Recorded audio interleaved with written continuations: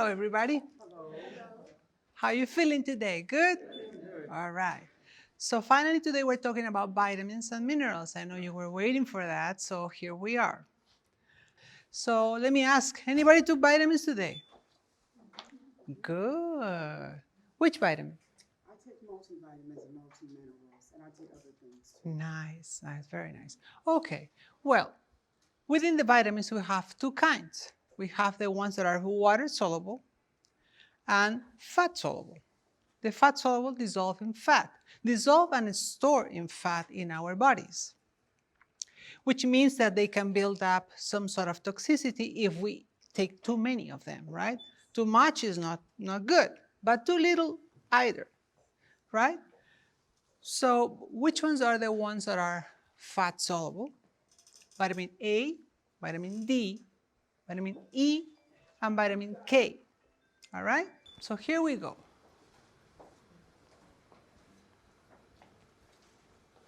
Vitamin A. It's obtained basically from meats and also from vegetables. Everybody knows probably about carrots, right? So that's one of the main sources. And when it comes to animal source, we're talking about meats, eggs, liver, and dairy products. What's the main function of that vitamin A? Vision. Anybody here has a little problem at night? Blindness, like I cannot see at night? Well, that, right? All right, so that is vitamin A. Vitamin A is in charge of helping us with the vision at all times, but especially at night, right? And then we have also the immune system. What's the recommended amount of vitamin A? Well, 900 micrograms for the males, and for the females, 700 micrograms. For the children, 400 micrograms. As I mentioned before, if we have too little, we can have problems with night blindness or decrease of the immune system, and also dry skin. When you feel that you are scratching too much your skin, too dry, it's because vitamin A probably needs a little boost. On the other hand, if you have too much, we can have problems with the liver or feeling headaches or fatigue. Because again, we cannot really have a lot of something because it becomes bad. We have to make it really balanced. Now let's move on to vitamin D. The sunshine vitamin. We usually call it like that because we get most of it out of the sun, but some of that from the food too. It's, two forms, actually, two forms, D2 and D3. The D2 is from the food, and the D3 is from the sun. It's very important because vitamin D is almost like a hormone, and it's in charge of regulating how much phosphate and how much calcium we absorb. So keep that in mind, that if we don't have a good amount of calcium or vitamin D, we might not be able to absorb the calcium in the system, right? It's that important. So once we eat the food, for example, or we get the sun, it makes a pit stop at the liver, and then goes to our kidneys, and then that's where it really starts to work. And vitamin D, as I said, it's in charge of regulating phosphate and calcium, which basically means that it's going to be in charge of how healthy your bones are. You have a question? I do. I want to know, how often would you take these vitamins? Sure, I'll get into that right now because I am about to talk too little, too much, right? So, too much can also get distress in the digestive system, and the question, right, about how often. We have to be careful and have a very particular approach for each individual, because these are fat-soluble vitamins, which means that they can build up in the system. You cannot take too much because it's going to act, instead of helping you, it's going to hinder you.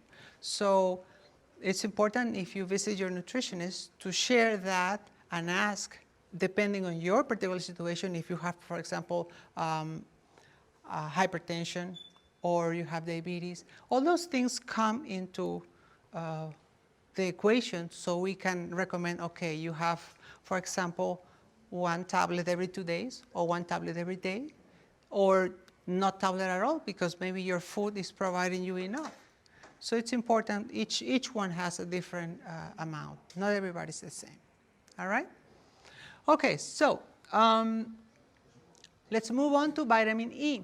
Vitamin E is basically an antioxidant, and we all want to stay young, right? So let's make sure we have enough vitamin E, right? Comes in 2 forms, 8 forms actually. 4 are tocopherols and other 4 are tocotrienols. The ones that we have the more are the alpha tocopherols. So again, as I said, it's in charge of keeping us young. Where can we get that? From the oils, olive oils, all these fats, the olive oil, the sunflower oil, but also from the spinach, from legumes, from salmon, you see here, from crayfish or trout. Anybody likes trout here? Good, good. All right, so vitamin E is very important. We have the recommended dietary allowance at 15 milligrams, and for the kids are 9 milligrams. If we have too little, we get impairment in the immune response, meaning sort of like the same with the vitamin A, it will impair the strength of the immune system. We don't want that, right? Too much also may cause headaches and fatigue, and it will interrupt the blood coagulation. So it's sort of like have a fight between E and vitamin K, because vitamin K is in charge of coagulation. We're going to see that in a little moment. All right. Here is vitamin K, as I was talking about it. Vitamin K has 2 types, vitamin K1 that we usually get from the plants, and vitamin K2, which we usually get from the animal source. Now, the main function of that vitamin K, the K1 especially, is blood clotting. So if we cut, we have a wound, vitamin K comes to save us and close the wound and make that scab, right? On the other hand, K2 is in charge of calcification of the bones. So this is like the teammate with vitamin D3. K2 and D3 make sure that that calcium doesn't really go to your veins, but rather to your bones. That's where we need them, right? Yes. So vitamin K2 is the one in charge of that. Plant sources, kale, broccoli, spinach, Brussels sprouts, right? All the greens. Anybody likes the greens here? Oh, yes. Oh, good, good. And the animal sources, eggs, meat, chicken, cheese. I like cheese, yeah. All right, so vitamin K, the recommended is 120 micrograms, 90 for the ladies. And if you have too much, it will cause that excess bilirubin, so it will cause jaundice, yellowish nuanced color on your skin, and blocks the effect of the anticoagulants. So now we're talking about minerals. These are the bodies of the vitamins. So don't think that the vitamins just do the work. We have also the minerals. And, you know, it helps us to keep our body strong and functioning properly, all right? It's help us also with cells respond to insulin. So for those that they have some issues with insulin, like insulin resistance, it's important, minerals, right? We have many minerals, but in this case we're going to talk about sodium, calcium, potassium, and magnesium. Anybody curious why I picked those? No? Well, I picked them because they work, as I said before, like an orchestra. They work together to keep us really balanced, right?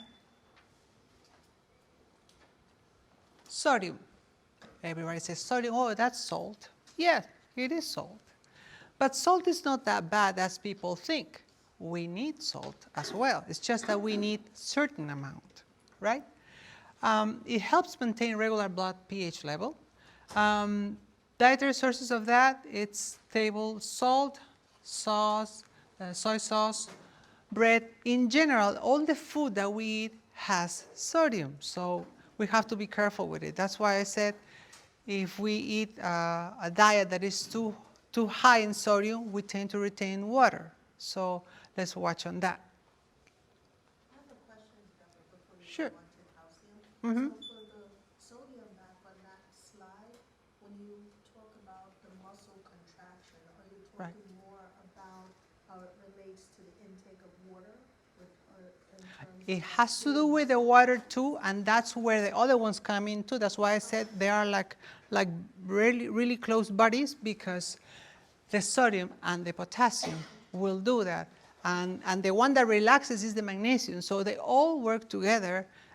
So let me explain as I go. All right? So sodium, very important. And now we have calcium. And people think it's only for our bones. Yes, it is for our bones. But again, remember, I said that if we have a lot of calcium but we don't have vitamin D, then we're doing nothing, because we cannot really absorb that calcium, right? So, and we can probably end up with even kidney stones. So calcium works together with vitamin D3.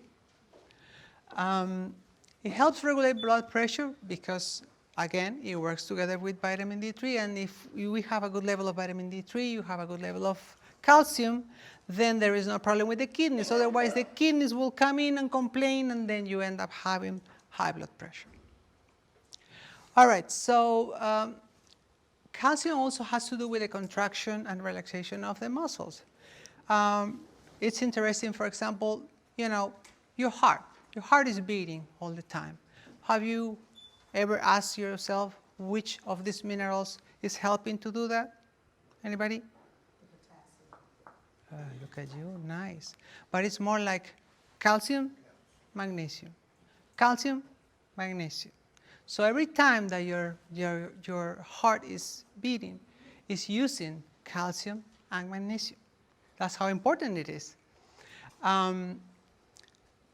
It also helps with relaxation, and you can find it in milk, eggs, legumes, leafy greens. The average is 1,000 milligrams per day. Potassium. That's another body of the calcium and the sodium. We need it for the muscle contractions, for the steady heartbeats. Yes, as you mentioned, if we don't have enough potassium, we're going to have an odd beating, and we can end up in really trouble, So let's make sure we have enough potassium so we have a steady heartbeat. Mobility of the muscles. And again, we don't want cramps to happen, so let's make sure we have enough water and enough potassium, because that means we have enough electrolytes and everything is working perfect, and we are having what is called homeostasis. Fluid balance, nerve impulse, and muscle contraction. We find them where? Meats, fish, poultry, fruits. Recommended 35 to 47 milligrams. I stick with the 47 milligrams myself, but it's important to have at least the 3,500, because we need it. It's very, very important. Magnesium. It's part of 300 enzyme system, which means it's everywhere. Magnesium is everywhere in our system, and it works with everybody. So this is like, it's a famous guy inside us. It's very popular. Lack of magnesium could lead to health issues like diabetes, heart disease, and even migraines. The problem with the diabetes and the magnesium is that we end up in insulin resistance if we don't have enough magnesium, potassium, and the vitamin D3. As I mentioned, they all work together, and if we don't make sure, we don't address the fact that we need them together, then that's when we get in trouble. We do nothing if we only take care of magnesium and we don't take care of vitamin D3, or vice versa. So please, let's make sure that we take care of all of them, all the micronutrients, all the macronutrients, and all the minerals. So which one you really need? Question. All of them, right? Good. But if you're going to pick anyone, like for example, you mentioned you are taking a multivitamin, right? I take multivitamins All right. Anybody else takes a multivitamin? Hey, good. That's nice, folks. trust my diet. Good, good, good. All right, so let's go through some. Have a question? Oh, no. Let's go to some of it. In this chart, you can see this little guy here, right? This is us. So just to give as a guidance, for the eyes, A, C, E, and zinc. We haven't covered zinc, but it's important. All the B's and folic acid for the brain. D for calcium and bone health. Again, remember the vitamin D is going to help with the levels of calcium, which is going to help also with phosphates. And like that, we keep everything in balance inside us, because if we have calcium and we don't have vitamin D, we can absorb it. All right? Omega-3s, as I just mentioned, it's for fighting inflammation. Antioxidants for the eyes, we mentioned already, vitamin A. And for the gut, the GI tract, that we haven't covered today, but it's important, the probiotics. And why we need health here? Because if we don't have health here, nothing that we have talked before is going to be absorbed. No vitamins B or C or D or E, none of them if we are not healthy here. So let's make sure we take, an approach to have our gut very healthy, right? Thank you so much.